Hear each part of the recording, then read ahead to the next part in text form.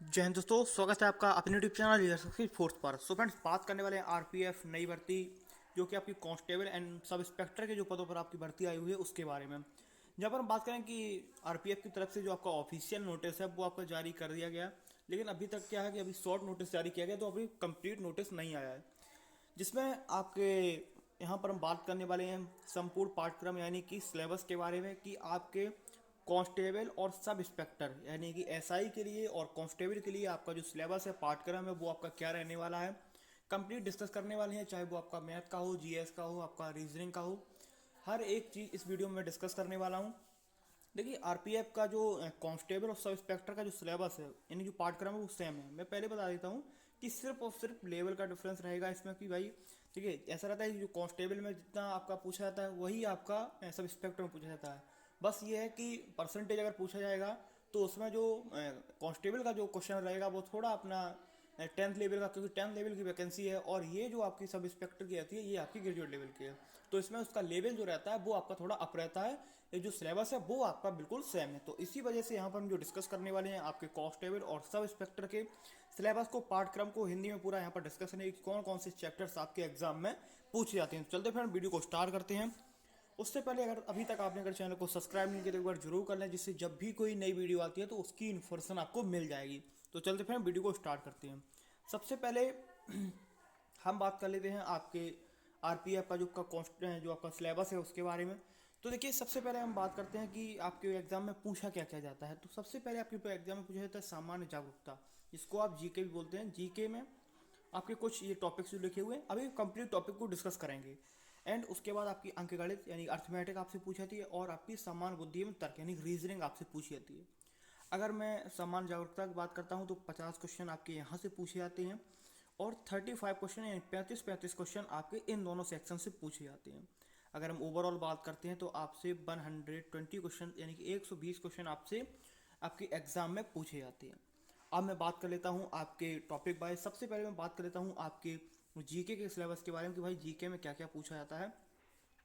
तो सबसे पहले जीके और जीएस, यहाँ पर देखिए कि ये जो सामान्य विज्ञान है ये आपका थोड़ा जीएस का भी पोर्शन रहता है, जो कि 8 से 9 क्वेश्चन आपके जीएस के भी इस एग्जाम में पूछे जाते हैं, जो कि आपके PCM based, sorry, physics, chemistry और बायो बेस्ड होते हैं।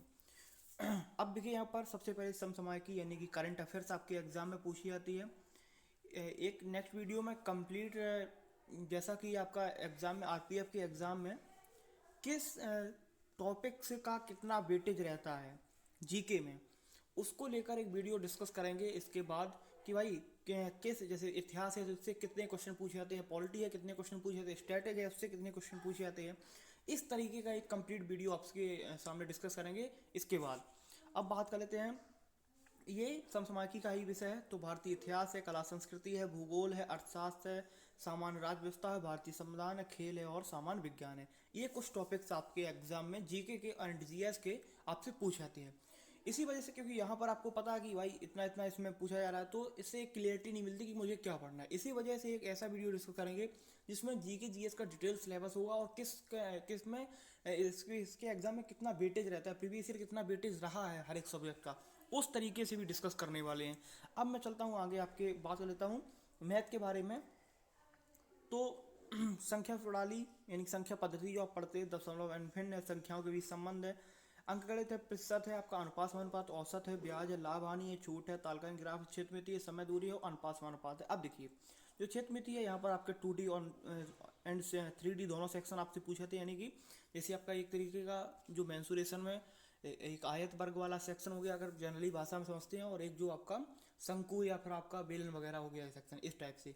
देखिए, मैथ का जो सिलेबस है वो आपका सिर्फ और सिर्फ जिस तरीके से आप यूपी पुलिस की तैयारी कर रहे हैं या एसएससी जीडी की तैयारी कर रहे हैं, तो वही मैथ आपके एग्जाम में पूछी जाती है। कोई स्पेशल मैथ इसमें नहीं है कि जियोमेट्री आएगी या आपकी भाई इसमें टेक्नोमेट्री आएगी या फिर आपकी एल्जेब्रा वगैरह आएगी।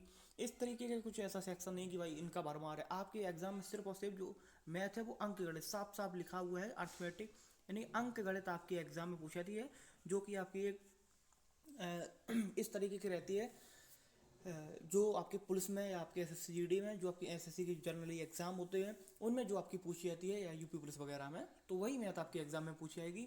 एक वीडियो जो होगा जो आपके बुक्स के ऊपर हो जाएगा, कि ऐसा कोई वीडियो नहीं होगा जो आपके ये मैं प्रमोशन के तौर पर करूँगा, एक सिर्फ और सिर्फ एक जनरल वीडियो करूँगा जो कि आपके एग्जाम में हेल्प करे कि भाई ये बुक्स मैं ले लूँगा 2-3, कुछ ऐसा नहीं कि भाई इसी के लीजिए आप, मैं आपको बता सजेस्ट कर दूंगा, आप किसी भी ले सकते हैं, उसको आपको बहुत बेनिफिट मिलेगा। मैं आपको एक अगली वीडियो में बता दूंगा बुक्स के बारे में। अब मैं अपने लास्ट टॉपिक के बारे में बात करता हूँ, रीजनिंग के बारे में। तो रीजनिंग एंड वही आपका है कि भाई देखिए कथन निष्कर्ष है, कोडिंग डिकोडिंग है, गैर मौखिक वो आपकी श्रृंखला है, जो आपके एग्जाम में अंकगणित श्रृंखला है तो वही है, अंकगणित तर्क है, भेदभावपूर्ण अवलोकन है, समानता अंतर दृश्य निर्णय लेना। तो पूरी जो रीजनिंग है वही आपकी एक जो कोई भी बुक आती है जो जनरली चैप्टर्स उसमें रहते हैं, देखिए इसमें फिगर काउंटिंग जो इसमें नहीं लिखा हुआ है तो फिर वो भी होगा आपके एग्जाम में, बेन आरेख भी होगा आपके एग्जाम में। तो हर एक टॉपिक वही आपसे पूछे थे, क्योंकि 35 नंबर की रीजनिंग भी आपसे पूछी जाती है। निर्णय लेना हो गया, डिसीजन मेकिंग हो गया, ये जो आप उपमा देख रहे हैं ये यहाँ पर प्योर हिंदी में लिखा हुआ, तो यानी कि सादृश्यता जो आप एग्जाम में अपने पढ़ते हैं, जैसे भारत की अगर रुपया है तो बांग्लादेश की, वही सादृश्यता जिसको आप बोलते हैं, इस तरीके से निर्णय लेना हो गया, दृश्य स्मृति हो गया है, समानता अंतर भेदभाव अवलोकन, संबंध अवधारणा, अंकगणित तर्क, यानी कि जो आपके जैसे मैथ में 2+3 या इंटू करके इस तरीके से जो आपकी सीरीज वगैरह रहती है उनको सॉल्व करना। तो ये आपकी एक जनरली रीजनिंग है, जनरल मैथ है और जनरल आपकी जीके है। सबसे बड़ा जो रोल है वो है आपके जीके का ही, क्योंकि जीके 50 क्वेश्चन आपके आते हैं और जो कि एक अच्छा खासा वेटेज रखता है, और दोनों मिला के है मैथ और रीजनिंग 35-35 नंबर की हैं आपकी, मैथ और रीजनिंग 35-35 की हैं। तो इसके लिए भी मैं बुक्स बता दूंगा, इसके लिए मैथ और रीजनिंग के लिए। और जीके का भाई आप कोई भी बुक लीजिए, जनरली सभी के पास एक बुक होती है लूसेंट, आप वो ले सकते हैं, उससे पढ़ सकते हैं, आपको बेनिफिट मिलेगा। तो ये बातें हैं कुछ। आप बोले एक कंप्लीट बुक है, देखिए उसमें हर चीज़ है और उसमें विज्ञान भी है, आपके जो आरपीएफ के एग्जाम में जो पूछी जाएगी उसी उसमें इनफ विज्ञान भी दी गई है। कोई आपसे इतना बहुत कुछ मेडिसिन के बारे में नहीं पूछा जाएगा कि आपको अलग से बायो पढ़नी है या अलग से आपको केमिस्ट्री वगैरह पढ़नी है। तो वही जनरली जो आपके एग्जाम में पूछा जाएगा उतना आपको लूसेंट में मिल जाता है। तो मैथ के आप जीके के लिए आप लूसेंट वगैरह ले सकते हैं और वहीं से आपका कवर हो जाएगा, और कोई बुक लेने की कोई ज़रूरत है नहीं। तो 35 नंबर की मैथ है, 35 की रीजनिंग है, इसके लिए बुक्स में बता दूंगा अगली वीडियो में। तो आई होप आपको ये बातें समझ में आई होंगी कि सिलेबस क्या रहने वाला है। जनरली मैंने आपको समझा दिया है, उसके बाद आपको टॉपिक वाइज भी समझा दूंगा कि भाई इसका कितना वेटेज रहता है किस चैप्टर का। तो मिलते हैं आपसे अगली वीडियो में, तब तक के लिए जय हिंद जय भारत।